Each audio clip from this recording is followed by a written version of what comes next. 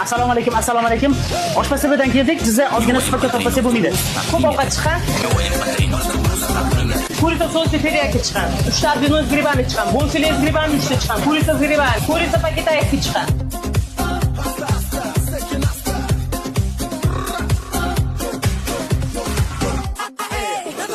Ish qizg'in ko'rib turibsizlar.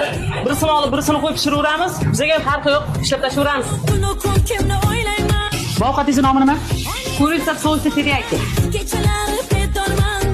Fikrlarini olib ketmasa bo'lmaydi. Voy, buncha zo'r ovqatlar. Qani, bilan bitta tanishtiring endi. Albinoz gribani, kurica paketayski, bonfiles gribani.